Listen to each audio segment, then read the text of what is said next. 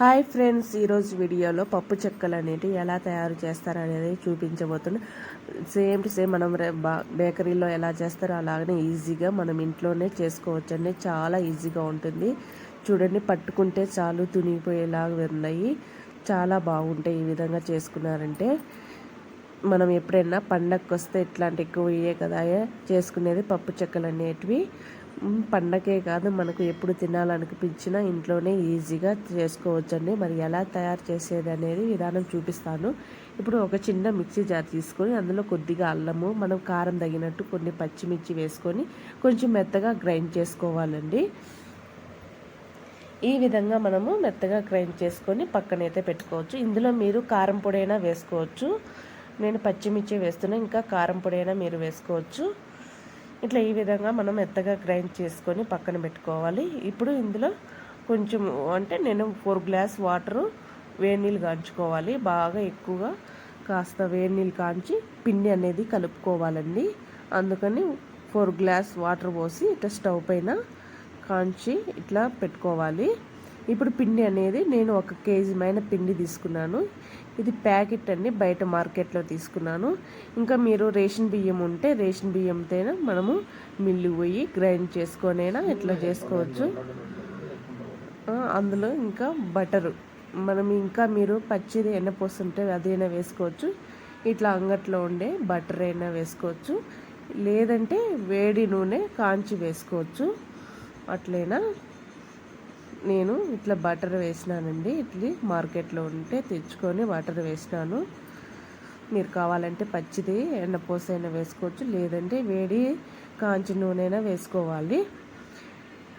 ఇది వేసినాక బటర్ బాగా ఒకసారి కలుపుకోవాలండి. ఎందుకంటే ఇది కాస్త కొంచెం గట్టిగా ఉంది, అంత బాగా మెత్తగా అయ్యేలాగా బాగా కలుపుకోవాలి.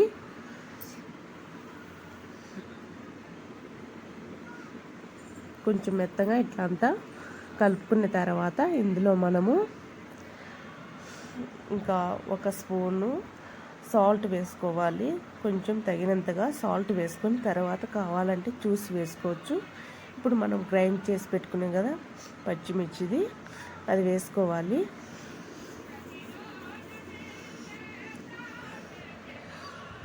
అలాగే 1/2 కప్పు వరకు ఇవి సాయి బ్యాలండి. ఇవి నానబెట్టుకోవాలి. 1 గంట కానీ 2 గంటలు కానీ ముందుగా నానబెట్టుకోవాలి, లేదంటే కాస్త వేడి నీళ్ళు పోసైనా నానబెట్టుకోవాలి. అట్లా నానబెట్టడం వల్ల పప్పు చెక్కలు అనేవి చాలా బాగుంటాయి. ఇట్లా నానబెట్టినా కదా, నేనైతే 2 గంటలు నానబెట్టి వేసినానండి. ఇప్పుడు అందులో సాల్ట్ వేసినాను. సాల్ట్ కొద్దిగా వేస్తున్నాను, సరిపోకుంటే మళ్ళీ లాస్ట్లో అయినా చూసి వేసుకోవచ్చు. ఇట్లా అంతా వేసిన తర్వాత ఒకసారి బాగా కలుపుకోవాలండి.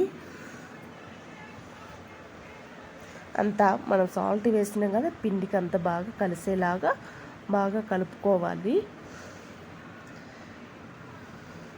అలాగే ఇప్పుడు కొద్దిగా కరివేపాకు సన్నగా కట్ చేసుకొని వేసుకోవాలి.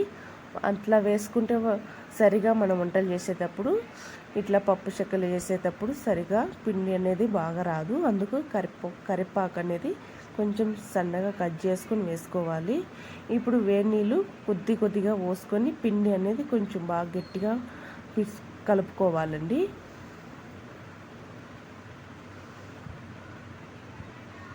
పిండి అనేది ఇట్లా బాగా గట్టిగా కలుపుకోవాలి. కొద్దిగా వాటర్ పోసుకొని కలుపుకోవాలండి. మరీ ఎక్కువ ఒకేసారి వాటర్ పోస్తే అన్నుకెత్తి పిండి, అప్పుడు మనకు ఈ పప్పు చెక్కలు వచ్చేటప్పుడు సరిగా రాదు, తునిపోతూ ఉంటాయి. అందుకు పిండి అనేది కొంచెం బాగా గట్టిగా కలుపుకోవాలి, మెత్తగా సాఫ్ట్గా ఉండాలి. అందుకు కొద్దిగా వాటర్ పోసుకొని ఇలా బాగా కలుపుకోవాలి పిండి అనేది.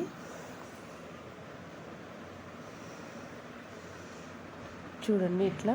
ఇంకా దీంట్లో మీరు శనగలు అయినా వేసుకోవచ్చు, శనగలు ఇట్లా వేసుకోవచ్చు. కొన్ని వేరుశనగ పప్పులైనా వేసుకోవచ్చు. నేను అవన్నీ ఏం వేయలేదు, మా పిల్లలకి ఇవన్నీ వేస్తే నచ్చవు. ఇట్లా ఈ విధంగా అయితే చేసుకుంటున్నా మా పిల్లలకు నచ్చినట్టుగా. ఇంకా చూడండి, పిండి అనేది ఆ విధంగా అయితే రావాలి. సాఫ్ట్గా బాగా మెత్తగా ఉండాలి. ఈ విధంగా కలిపి పెట్టుకొని మనము మూత పెట్టేసుకోవాలి. ఒక 1/2 అవరు అట్లా మూత పెట్టేసుకొని ఉండాలి. ఇప్పుడు స్టవ్ పైన మళ్ళీ కడాయి పెట్టుకొని అందులో తగినంత ఆయిల్ అయితే వేసుకోవాలి. ఒక 1/2 అవర్ తర్వాత మూత తీసేసి ఇప్పుడు చిన్న చిన్న వంటలు మనం ఏ సైజు కావాలంటే ఆ సైజు అన్నీ ఆ విధంగా అయితే చేసుకోవాలి. రౌండ్గా ఇట్లా మనకి ఏ సైజు కావాలంటే ఆ సైజు, కొంచెం చిన్న సైజు అయితే బాగుంటాయి, మరి పెద్దవి కాకుండా ఇట్లా ఈ విధంగా చిన్న సైజు అయితే నేను చేస్తున్నాను. మీరు ఏ సైజు కావాలంటే చిన్నయ్య పెద్దవి అనేది చూసి చేసుకొని ఇట్లా రౌండ్గా చేసుకోవాలి.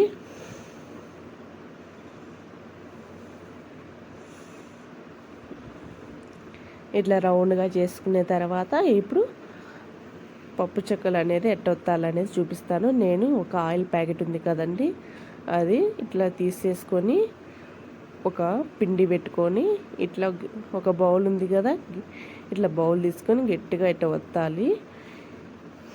ఇట్లా ఒత్తిన తర్వాత రౌండ్గా చాలా బాగా వస్తుంది, పతలాగా వస్తుంది. ఇట్లా చేయడము చూడండి ఎంత బాగా రౌండ్గా వచ్చింది. ఇట్లా తీసేసుకొని ఆయిల్ బాగా వేడెక్కిన తర్వాత ఆయిల్లో వేసుకోవాలండి.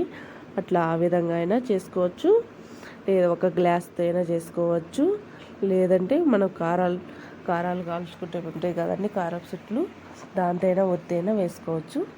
ఇప్పుడు ఆయిల్ కాలింది కదా, ఆయిల్ కాలినప్పుడు దాంట్లో వేసుకొని ఫస్ట్ నేను ఒకటి వేసి చూస్తున్నాను. వేసిన వెంటనే పైకి వచ్చినప్పుడు అప్పుడు ఆయిల్ అనేది బాగా కాగినట్టు ఉంది. అట్లా ఆ విధంగా అనిపిస్తుంది ఆయిల్ కాగినట్టు. ఇప్పుడు నేను 2 పెట్టి చూపిస్తాను మళ్ళీ. ఇప్పుడు మళ్ళీ అదే ఒక బౌల్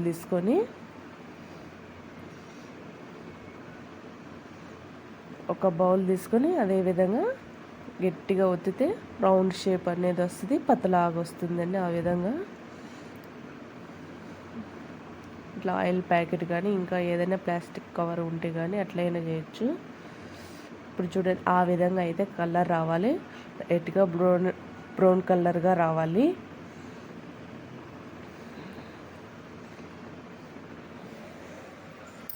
ఇప్పుడు చూడండి అదే విధంగా ఈ 2 కూడా చూపిస్తాను.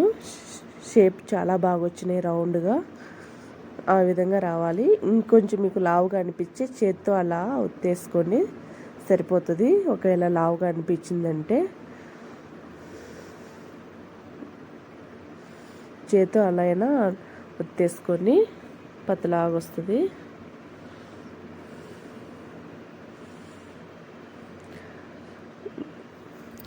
ఇప్పుడు చూడండి వీటికి సపరేట్గా పెట్టు ఉంటుందండి, పూరీలు పెట్టని మాదిరి. దీనికే లేదంటే పప్పు చెక్కలు పెట్టే ఉంటుంది, ఆ పెట్టెతో అయినా వత్తచ్చు.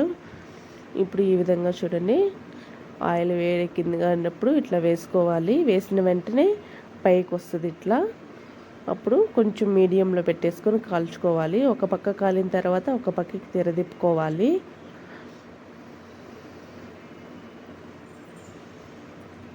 చాలా ఈజీగా ఉంటుందండి. మనం ఎప్పుడైనా పిల్లలకి చేసి పెట్టాలి అనుకుంటే ఇట్లా ఈ విధంగా చేసి పెట్టుకోవచ్చు ఈజీగా. 1 కేజీ పిండికైనా ఎక్కువ వస్తే, ఏ మార్కెట్లో మనం బయట కొనాలంటే ప్యాకెట్ కలిసి 80 రూపాయలు కానీ 90 రూపాయలు కానీ 100 కానీ ఉంటుందండి బేకరీలో. అట్లయితే అదే మనం ఇంట్లో ఆ 100 రూపాయలకి పిండి ఇవి తెచ్చుకొని చేసుకోవచ్చు. ఇప్పుడు చూడండి నేనైతే ఇది అండి పప్పు చెక్కలు చేసుకునే పెట్టె. ఈ పెట్టెతో నేను ఒత్తుతున్నాను.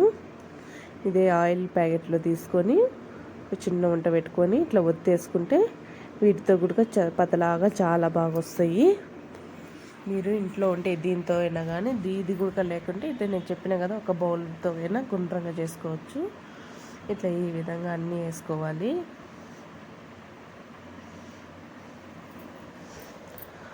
చిన్నగా ఒక పక్క కాలిన తర్వాత ఒక పక్కకి తిరదిప్పుకుంటా తీసేసుకోవాలి. ఎక్కువ మంట పెట్టకుండా మనం వేసేటప్పుడు కానీ తక్కువ మంటలో పెట్టుకొని ఇలా కాల్చుకోవాలి.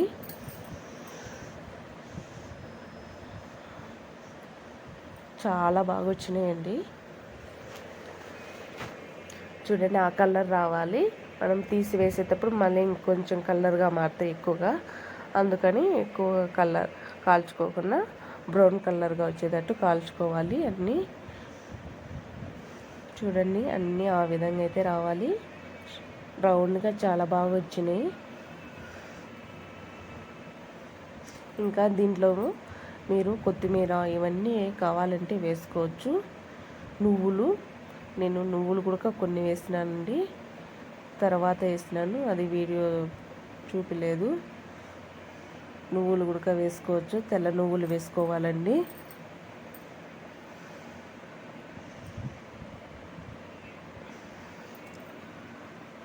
లాస్ట్లో మా హస్బెండ్ వచ్చి అవి తెల్ల నువ్వులు వేసినాడు.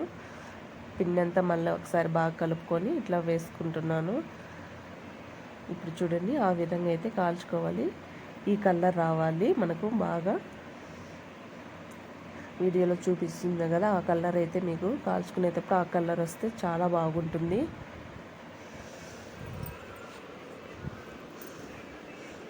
ఇదో చూడండి మళ్ళీ అదే విధంగా దీంతో మనం పూరీలైనా చేసుకోవచ్చండి. దీంతో మనము మనకి ఏ సైజు కావాలంటే ఆ సైజు అన్నీ ఆ విధంగా చేసుకోవచ్చు.